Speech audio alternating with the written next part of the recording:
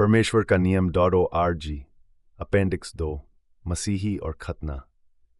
खतना एक आज्ञा जिसे लगभग सभी चर्च समाप्त मानते हैं। ईश्वर की सभी पवित्र आज्ञाओं में खतना एकमात्र ऐसी आज्ञा प्रतीत होती है जिसे लगभग सभी चर्च गलत तरीके से समाप्त मानते हैं। यह धारणा इतनी व्यापक है कि पूर्व में प्रतिद्वंद्वी माने जाने वाले गुट जैसे कैथोलिक चर्च और प्रोटेस्टेंट संप्रदाय, assembly of God, seventh day Adventist, Baptist, Presbyterian, Methodist आदि के साथ साथ वे समूह जिन्हें अक्सर पंथ कहा जाता है जैसे मॉर्मन और यहोवा के साक्षी सभी दावा करते हैं कि यह आज्ञा क्रूस पर समाप्त कर दी गई थी। यीशु ने इसकी समाप्ति की शिक्षा कभी नहीं दी। यह विश्वास ईसाइयों के बीच इतना प्रचलित है इसके बावजूद कि यीशु ने कभी भी ऐसी शिक्षा नहीं दी थी। यीशु के सभी प्रेरित और शिष्य, जिनमें पौलुस भी शामिल है, जिनके लेखन का अक्सर उपयोग यह सिद्ध करने के लिए किया जाता है कि यह आज्ञा अब अनिवार्य नहीं है, इस आज्ञा का पालन करते थे। यह तब भी किया जाता है जबकि पुराने नियम में ऐसी कोई भविष्यवाणी नहीं है जो ये सुझाए कि मसीहा के आगमन के बाद ईश्वर के लोग, चाहे यहूदी हों या जाति के, इस आज्ञा से मुक्त हो जाएंगे। वास्तव में अब्राहम के समय से किसी भी पुरुष के लिए यह आवश्यक था कि वह इस आज्ञा का पालन करे ताकि वह ईश्वर के अलग किए गए लोगों का हिस्सा बन सके, चाहे वह अब्राहम का वंशज हो या नहीं। खतना एक शाश्वत वाचा का चिन्ह। पवित्र समुदाय जो अन्य राष्ट्रों से अलग किया गया था का हिस्सा बनने के लिए किसी को खतना कराना अनिवार्य था। खतना ईश्वर और उनके विशेष लोगों के बीच वाचा का शारीरिक चिन्ह था। इसके अलावा ये वाचा केवल अब्राहम के जैविक वंशजों तक सीमित नहीं थी। इसमें वे सभी विदेशी शामिल थे जो आधिकारिक रूप से समुदाय का हिस्सा बनना चाहते थे और ईश्वर के सामने समान दर्जा प्राप्त करना चाहते थे। प्रभु ने स्पष्ट रूप से कहा, यह केवल तुम्हारे घर में जन्मे लोगों के लिए ही नहीं, बल्कि तुम्हारे द्वारा खरीदे गए विदेशी सेवकों के लिए भी सच है। चाहे वे तुम्हारे घर में जन्मे हों या तुम्हारे धन से खरीदे गए हों, उन्हें खतना कराना होगा। तुम्हारे शरीर में यह मेरी वाचा का शाश्वत चिन्ह होगा। उत्पत्ति 17:12-13। यदि जातियों को ईश्वर के अलग किए गए लोगों का हिस्सा बनने के लिए इस शारीरिक चिन्ह की आवश्यकता नहीं होती, तो मसीहा के आने से पहले ईश्वर ने खतना की आवश्यकता क्यों रखी और बाद में इसे अनिवार्य क्यों नहीं किया? इस तरह के विचार के लिए भविष्यवाणियों में स्पष्ट जानकारी होनी चाहिए थी और यीशु को यह बताना चाहिए था कि उनके स्वर्गारोहण के बाद यह बदलाव होगा। हालांकि पुराने नियम में कहीं भी ऐसा उल्लेख नहीं है कि जातियों को ईश्वर के लोगों में शामिल किया जाएगा और उन्हें किसी भी आज्ञा, विशेष रूप से खतना, का पालन न करने की अनुमति दी जाएगी, केवल इसलिए कि वे अब्राहम के जैविक वंशज नहीं हैं। इस आज्ञा का पालन न करने के दो सामान्य कारण। पहला कारण, चर्च गलत तरीके से सिखाते हैं कि खतना समाप्त कर दिया गया है। चर्च ये सिखाते हैं कि खतना की आज्ञा अब मान्य नहीं है, लेकिन ये कभी स्पष्ट नहीं करते कि इसे किसने समाप्त किया। इसका मुख्य कारण इस आज्ञा का पालन करने में होने वाली कठिनाई है। चर्च के नेता डरते हैं कि यदि वे इस सत्य को स्वीकारते और सिखाते कि ईश्वर ने इसे समाप्त करने का कोई निर्देश नहीं दिया, तो वे अपने कई अनुयायियों को खो देंगे। सामान्य रूप से यह आज्ञा पालन करने में असुविधाजनक रही है और अब भी है। चिकित्सा प्रगति के बावजूद एक मसीही जो इस आज्ञा का पालन करने का निर्णय करता है, उसे एक पेशेवर चिकित्सक खोजना होगा, जेब से खर्च करना होगा, क्योंकि अधिकांश स्वास्थ्य बीमा इसे कवर नहीं करते, प्रक्रिया को सहन करना होगा और सामाजिक कलंक का सामना करना होगा। इसके अतिरिक्त उसे परिवार, दोस्तों और चर्च से अक्सर विरोध झेलना पड़ता है। व्यक्तिगत अनुभव, एक पुरुष को इस आज्ञा का पालन करने के लिए सच में दृढ़ निश्चय करना होता है, अन्यथा वह आसानी से इसे छोड़ सकता है। इस मार्ग से भटकने के लिए बहुत प्रोत्साहन उपलब्ध है। मैं ये जानता हूं क्योंकि मैंने स्वयं 63 वर्ष की आयु में इस आज्ञा के पालन में खतना कराया। दूसरा कारण, दिव्य अधिकार या प्राधिकरण की गलतफहमी। दूसरा कारण और निसंदेह मुख्य कारण यह है कि चर्च ईश्वर के दिव्य अधिकार या प्राधिकरण को सही से समझने में विफल है। इस गलतफहमी का प्रारंभिक लाभ शैतान ने उठाया।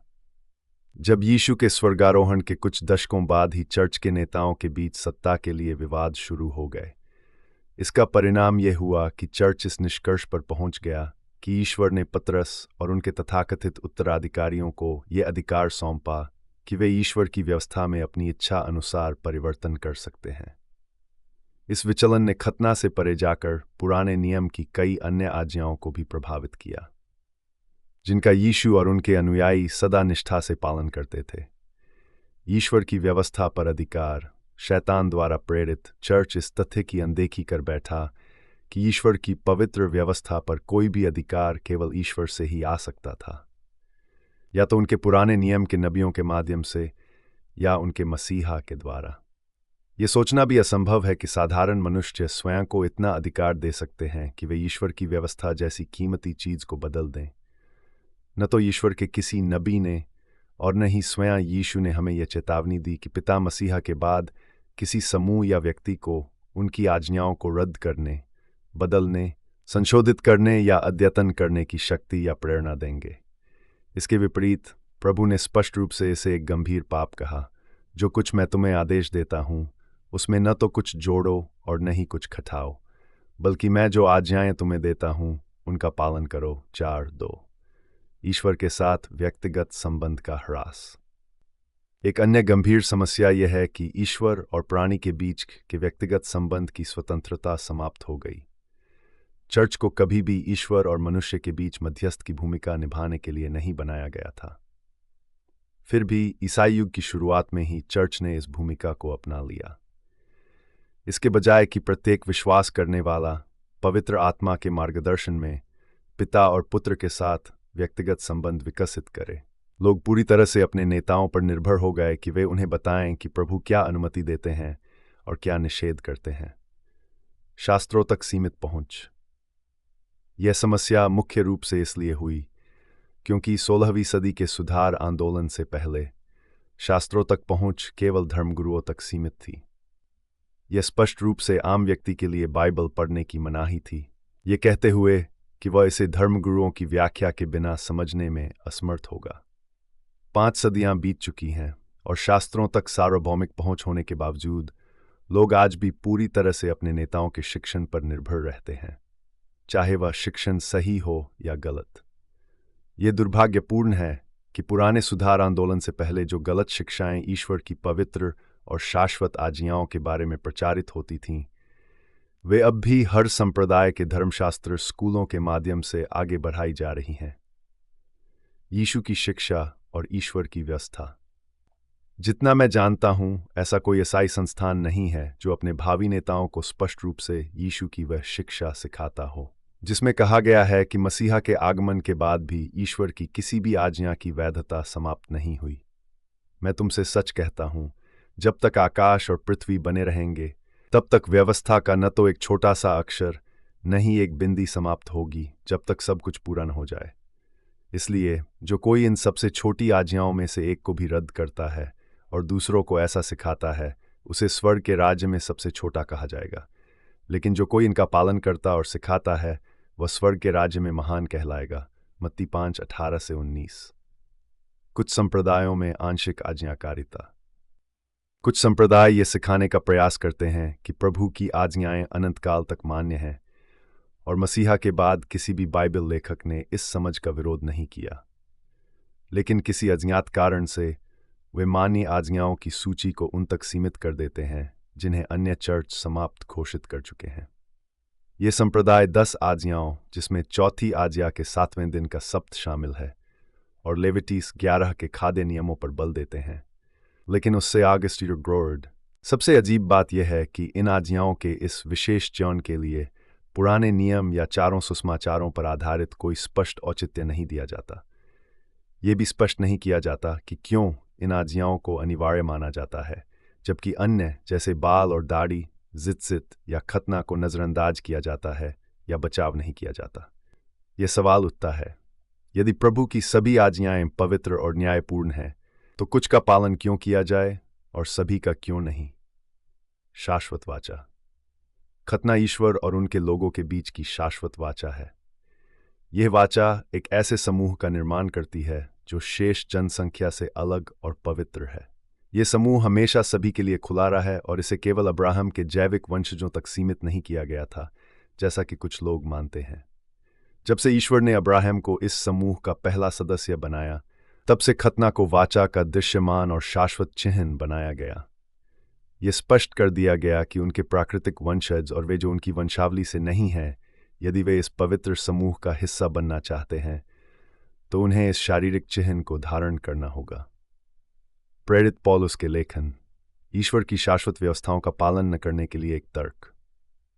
यीशु के स्वर्गारोहण के बाद उभरे विभिन्न लेखनों को संगठित करने के शुरुआती प्रयासों में से एक, मार्शियन 85 से 160 के बीच एक धनी जहाज मालिक ने किया।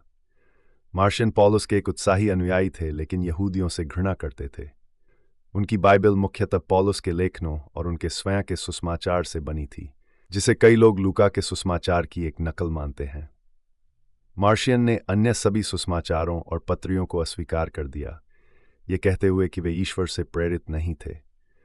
उनकी बाइबल में पुराने नियम के सभी संदर्भ हटा दिए गए, क्योंकि उनका मानना था कि यीशु से पहले का ईश्वर वही नहीं था जिसे पौलुस ने प्रचारित किया। हालांकि रोम के चर्च ने मार्शियन की बाइबल को खारिज कर दिया और उन्हें विधर्मी घोषित किया, लेकिन पौलुस के लेखनों को ईश्वर से प्रेरित मानने और पुराने नियम के साथ साथ मत्ती, मरकुस और यूहन्ना के सुसमाचारों को अस्वीकार करने के उनके विचार ने प्रारंभिक ईसाइयों की मान्यताओं को प्रभावित किया। नए नियम के कैनन का विकास। नए नियम का पहला आधिकारिक कैनन 4वीं सदी के अंत में यीशु के पिता के पास लौटने के लगभग 350 वर्षों बाद मान्यता प्राप्त हुआ। रोम, हिप्पो 393 और कार्थेज 397 में कैथोलिक चर्च की परिषदों ने आज के नए नियम के 27 पुस्तकों को अंतिम रूप देने में महत्वपूर्ण भूमिका निभाई। इन परिषदों ने ईसाई समुदायों में प्रचलित विविध व्याख्याओं और ग्रंथों को संबोधित करने के लिए कैनन को एकीकृत करने में महत्वपूर्ण योगदान दिया। पौलुस के पत्रों की स्वीकृति और समावेश। पौलुस के पत्रों को 4वीं सदी में रोम द्वारा स्वीकृत लेखनों के संग्रह में शामिल किया गया। कैथोलिक चर्च द्वारा पवित्र माने गए इस संग्रह को लैटिन में बिब्लिया साक्रा और ग्रीक में ता बिब्लिया ता हागिया कहा गया। कई सदियों तक ये बहस चलने के बाद कि कौन कौन से लेखन आधिकारिक कैनन का हिस्सा बनने चाहिए, चर्च के बिशपों ने इन ग्रंथों को पवित्र और मान्य घोषित किया। यहूदी पुराना नियम, 4 सुसमाचार, लूका द्वारा लिखित प्रेरितों के काम, चर्चों को लिखी गई पत्रियां जिसमें पौलुस के पत्र शामिल हैं, यूहन्ना द्वारा प्रकाशित वाक्य की पुस्तक। ये उल्लेखनीय है कि यीशु के समय में सभी यहूदी स्वयं यीशु सहित अपने शिक्षण में विशेष रूप से पुराने नियम का उपयोग और संदर्भ देते थे। यह प्रथा मुख्यतः उस ग्रीक संस्करण पर आधारित थी जिसे सेप्टुआजेंट कहा जाता है और जिसे मसीह के जन्म से लगभग 3 सदी पहले संकलित किया गया था। पौलुस के लेखनों की व्याख्या की चुनौती। पौलुस के लेखन, जैसे कि यीशु के बाद के अन्य लेखकों के, चर्च द्वारा कई सदियों पहले स्वीकृत आधिकारिक बाइबल में शामिल किए गए थे और इसलिए इन्हें ईसाई विश्वास की नींव माना जाता है। हालांकि समस्या पौलुस के लेखनों में नहीं है, बल्कि उनकी व्याख्याओं में है। उनकी चिट्ठियां एक जटिल और कठिन शैली में लिखी गई थीं। ये चुनौती उनके समय में ही पहचानी गई थी, जैसा कि 2 पत्रस 3:16 में उल्लेख किया गया है, जब उनके पाठकों को सांस्कृतिक और ऐतिहासिक संदर्भ ज्ञात थे। सदियों बाद एक पूरी तरह से अलग संदर्भ में इन ग्रंथों की व्याख्या करना और अधिक कठिन हो गया। अधिकार और व्याख्या का प्रश्न। मुद्दा पौलुस के लेखनों की प्रासंगिकता का नहीं है, बल्कि अधिकार और उसके स्थानांतरण के सिद्धांत का है। जैसा कि पहले समझाया गया है, चर्च द्वारा पौलुस को अश्वर की पवित्र और शाश्वत आज्ञाओं को रद्द करने, संशोधित करने, सुधारने या अद्यतन करने का जो अधिकार दिया गया है, वह पूर्ववर्ती शास्त्रों से समर्थित नहीं है। इसलिए ये अधिकार प्रभु से नहीं आता। पुराने नियम या सुसमाचारों में कहीं भी ये भविष्यवाणी नहीं की गई है कि मसीहा के बाद अश्वर एक तरसुस के व्यक्ति को भेजेंगे जिसकी बातों को सबको सुनना और मानना चाहिए। व्याख्याओं का पुराने नियम और सुसमाचारों के साथ संरेखण। इसका अर्थ है कि पौलुस के लेखनों की कोई भी व्याख्या गलत है यदि वह उनके पहले के प्रकटीकरणों के साथ मेल नहीं खाती। इसलिए एक ऐसा ईसाई जो वास्तव में ईश्वर और उनके वचन से डरता है, उसे उन व्याख्याओं को अस्वीकार करना चाहिए जो पत्रियों की, चाहे वह पौलुस की हों या किसी अन्य लेखक की, उन प्रकट सत्य के साथ संगत नहीं है जो प्रभु ने अपने पुराने नियम के नबियों और अपने मसीहा यीशु के माध्यम से प्रकट किए।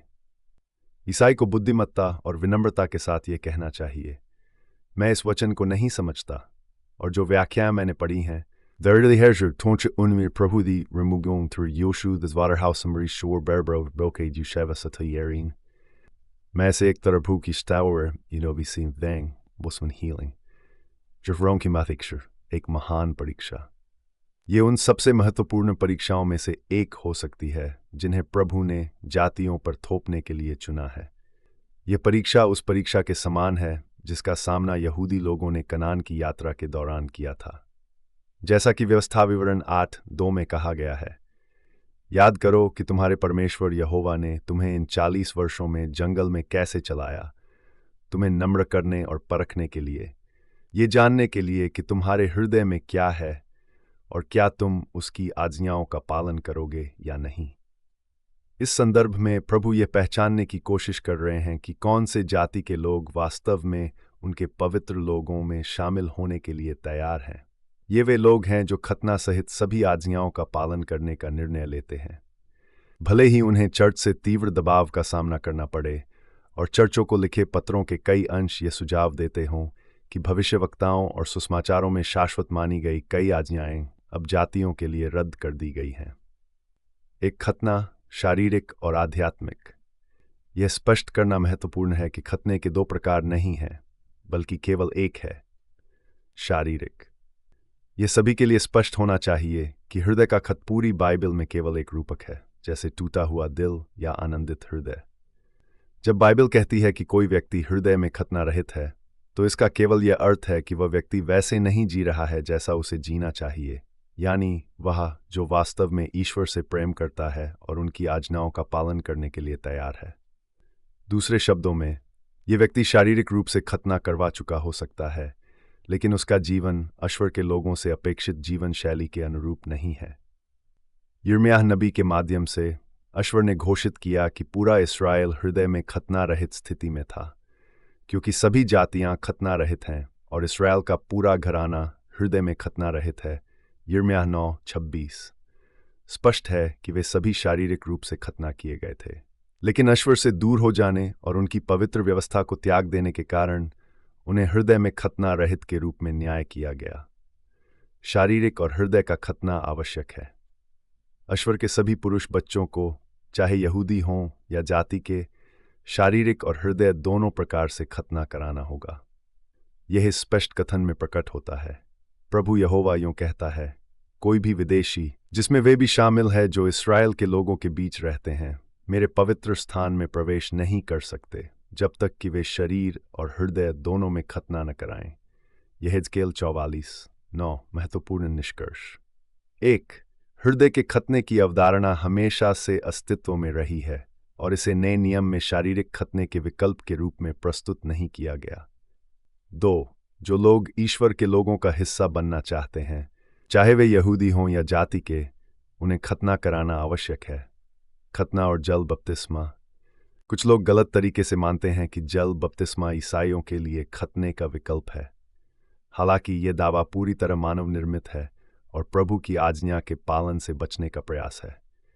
यदि यह दावा सत्य होता तो हमें भविष्यवक्ताओं या सुसमाचारों में ऐसे अंश मिलते जो ये संकेत देते कि मसीहा के स्वर्गारोहण के बाद ईश्वर अब खतने की आवश्यकता नहीं रखेंगे और इसके स्थान पर बपतिस्मा को अपनाया जाएगा, लेकिन ऐसा कोई अंश अस्तित्व में नहीं है। यहूदी परंपराओं में बपतिस्मा, मिक्वे, यह जानना महत्वपूर्ण है कि जल बपतिस्मा ईसाई धर्म से पहले का है। यूहन्ना बपतिस्मा देने वाले ने इसे आविष्कार नहीं किया और न ही वे इसके अग्रणी थे। बपतिस्मा या मिक्वे यहूदियों के बीच यूहन्ना बपतिस्मा देने वाले के समय से बहुत पहले से एक स्थापित शुद्धिकरण अनुष्ठान था। मिक्वे पाप और शारीरिक अशुद्धता से शुद्धिकरण का प्रतीक था। जब कोई जाति का व्यक्ति खतना कराता था तो वह भी मिक्वे से गुजरता था। यह अनुष्ठान न केवल शुद्धिकरण के लिए था, बल्कि यह उनके पुराने पापमय जीवन की मृत्यु का प्रतीक भी था।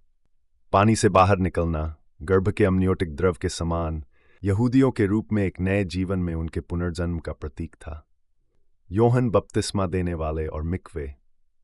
यूहन्ना बपतिस्मा देने वाले ने कोई नया अनुष्ठान नहीं बनाया, बल्कि एक मौजूदा अनुष्ठान को एक नया अर्थ दिया। जहां पहले केवल जातियों को अपने पुराने जीवन मरने और यहूदी के रूप में पुनर्जन्म लेने के लिए बुलाया जाता था, वहीं योहन ने पाप में जी रहे यहूदियों को भी मरने और पुनर्जन्म लेने के लिए बुलाया, इसे पश्चाताप का कार्य बताया।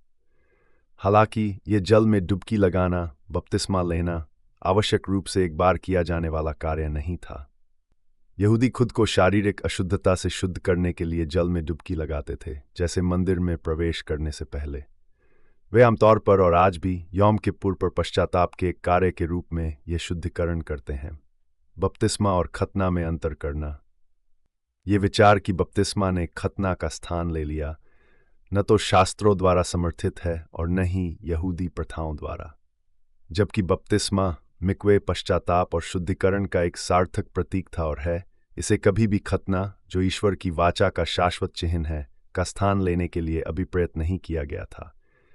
दोनों अनुष्ठानों के अपने अलग उद्देश्य और महत्व हैं और इनमें से कोई भी दूसरे को नकारता नहीं है।